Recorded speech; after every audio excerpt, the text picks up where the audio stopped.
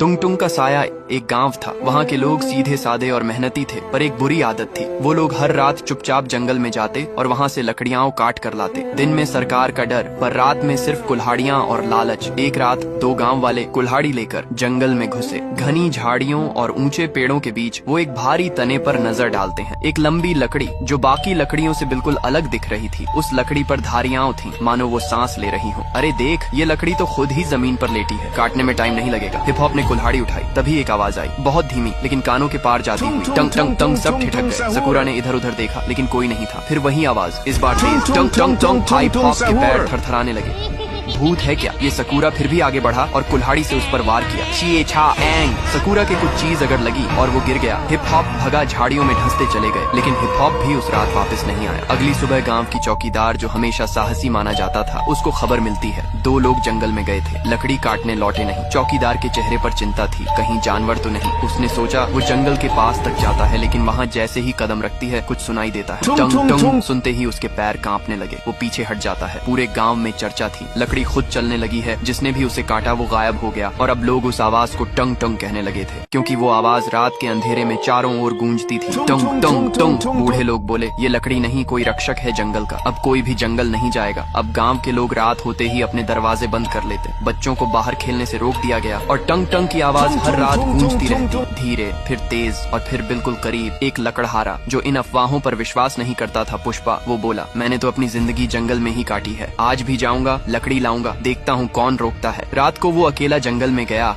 और कुछ घंटों बाद उसकी चीख सुनाई दी, बचाओ, ये कोई लकड़ी नहीं, ये जिंदा है। फिर उसका कुछ पता नहीं चलता। चौकीदार ने अब ठान लिया था, ये सिर्फ कोई अफवाह नहीं, कुछ है वहाँ, कुछ ऐसा जो हम इंसानों को रोकना चाहता है। वो बुजुर्गों के पास जाती है। एक बूढ़े बाबा कहते हैं, वो लकड़ी नहीं, जंगल का राजा है। टंग टंग, न वो आदमी है, न जानवर, न भूत है, न देवता, वो जंगल की आत्मा है। जब भी किसी ने जंगल को नुकसान पहुँचाया, वो टुंग टुंग बनकर लौटा। चौकीदार अकेली जंगल के पास खड़ा था। हवा तेज हो रही थी, पेड़ हिल रहे थे, और फिर वही आवाज, टंग टंग। झाड़ियों के बीच से वो आकृति सामने आई, लकड़ी का बना एक इंसानी आकार, बिल्कुल सख्त, पर आंखें जल रही थी। चौकीदार की सांस रुक गई। वो देख रहा था जंगल के रक्षक को, लकड़ी के राजा टंग टंग को। टंग टंग कुछ नहीं बोला, सिर्फ एक बार जोर से गूंजा, टंग टंग, और जंगल की जमीन कांप उठी। पुष्पा भागा नहीं, लेकिन उसकी आंखों में पहली बार डर नहीं। सवाल था, क्या ये राक्षस है या रक्षक? ये वीडियो फ्री फायर को टैग करो पार्ट 2 के लिए। पार्ट 1 में आपने देखा चौकीदार पहली बार टुंग टुंग से आमने सामने हुआ था। अब गांव में सन्नाटा था। हर आदमी की नजर अब जंगल की तरफ थी, जहां से पुष्पा कभी लौट कर नहीं आया। बुजुर्गों ने कहना शुरू किया, वो कोई लकड़ी नहीं थी, वो एक चेतावनी थी। पर गाँव के कुछ नौजवान अब भी नहीं मानते थे। गाँव का सबसे निडर लड़का था बनी, सीधा, ताकतवर और थोड़ा घमंडी। उसे अफवाहों में यकीन नहीं था। जब